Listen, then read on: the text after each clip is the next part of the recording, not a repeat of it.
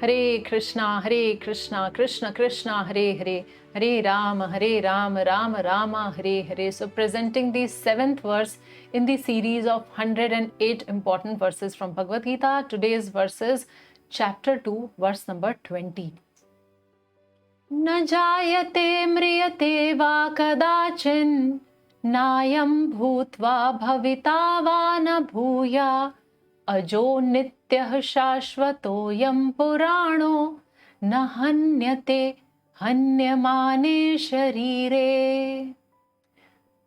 So let's try and understand. Na jayate mriyate va kadachin. Na jayate means it will not take birth. So actually we are in the section where Krishna is describing the qualities of soul. So here it is mentioned that na jayate, or it will not take birth, and na mriyate. Mriyate means it will not die. So the soul will not take birth and neither it will die. Kadachit refers to at any time. So past, present or future. Essentially it means the soul does not take birth and the soul does not die. The second line, Nayam bhutva bhavita vana bhuya. Na means never, ayam means this. Bhutva, so it is referring to a state of being. So it is bhutva means having come into being, and bhavita is in future tense. So neither it has come into being now, nor it will come into being in the future, nor was it existing in the past. So it does not take birth. Basically, that point is being highlighted with this line also. The third line says, Ajo Nityah Shashvatoyam Purano. So many words describing the glories of the soul or the characteristics of the soul. Ajo. Ajo refers to unborn. Now the question may arise that the first word is na jayate, or it does not take birth. Then why is again ajo coming, which refers to it does not take birth? So it looks like similar word, but it is just like when we talk that the child has not taken birth, which implies the child is in the womb. So the first word na jayate means it is not taken birth. So it is in the womb state. But ajo means that it does not come to birth. It does not come to the domain of time. It is always eternal. The time cannot touch the soul. So it is not that, okay, now it is unborn and it will take birth later. It is always like past, present, future. At any time, it does not take birth. So that is ajo. Nitya again means eternal. Shashvat means permanent. It is permanent. Yam Purano. It is the oldest. Puran refers to the oldest thing. So Yam Purano. And the last line, very, very important and significant line, na hanyate hanyamane sharire. So it is not killed. Hanyate means attempt. If attempt is made to kill the soul. Hanyamane sharire. Sharir is killed or the body is killed, but the soul is not killed. So if a person is murdered, or if the person is killed, or if the person is slain, that refers to the body, and the soul is eternal. So actually this verse is in, it's like Upanishad. So it is describing on the principle of naiti naiti.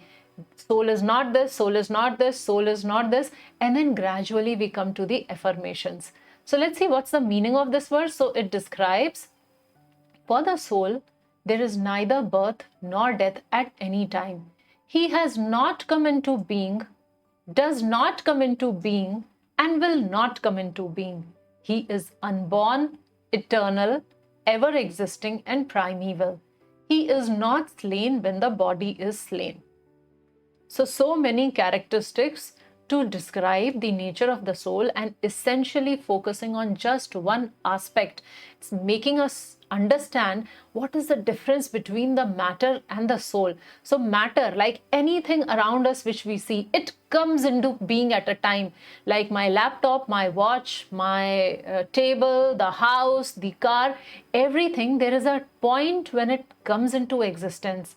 And then there is a point when it is no longer staying in the existence. But that is matter, and soul, it is different. So this is what the learning is, that matter and soul, the difference matters. So the soul does not undergo 6 bodily changes. Our body, it takes birth, it grows, it stays for a while, it reproduces, it starts dwindling or aging, and ultimately it dies. The soul does not take birth and it does not go through all these cycles because it is eternal. So never was there a time when the soul did not exist, and never in future there'll be a time when the soul stops existing. It is ajo, and it is eternal. The next point, existence beyond birth. So implications of being unborn. So like as we were discussing that womb situation. So if the child is in a womb, it is about to take birth. But the soul, it is beyond birth. It does not take birth. So beyond birth, that does not matter. That does not apply to the soul. Birth is not needed for the soul. So there is no point, that first point when the soul came into existence, because it's beyond birth. Soul does not take birth. It is constantly there, and that is why it has no beginning that way. The next point, from fear to hope. So when we understand, na hanyate hanyamane sharire, so the body is destroyed, but the soul is imperishable. So we are actually immortal. We are living in this covering. This body is like a covering, and this covering or this packaging is destroyed at times. But who cares for the packaging? That is not the essence, right? So the inside, the real thing, the essence is the soul, and that is not destroyed. So when we come to this understanding, everything becomes so hopeful, because there is existence even beyond death. So the trauma of death does not exist. The trauma of death is there only till the time I feel I am the body. But I come to a state of beyond fear when we know I can't die. Okay, I am currently residing in this body, and after death, what happens? My address is changed. So I start residing in some other body, but it does not mean that my existence is lost. So if we think from that aspect, so that way we can capture the fear of death also, from fear to hope, because then we can plan as in where I want to go after I die. And then that also gives us the capability and the vision and the perspective to reach our true potential. So what is my true potential? See, currently we are all living in a retarded state of existence.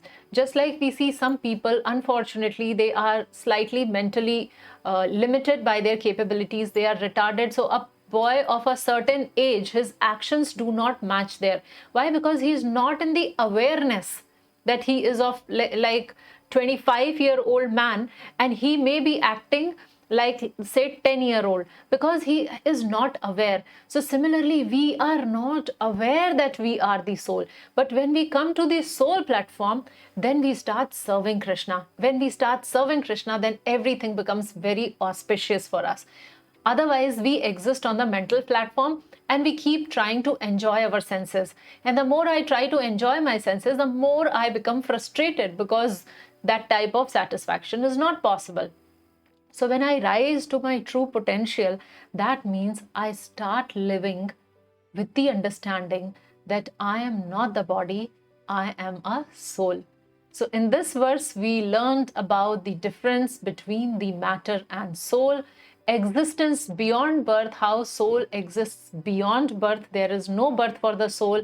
From fear to hope, this gives us lot of hope that even after death, na hanyate hanyamane sharire, the death is only for the body and not for me. And this is how, when we acquire this knowledge, we can aspire to reach our true potential. So thank you. Hare Krishna.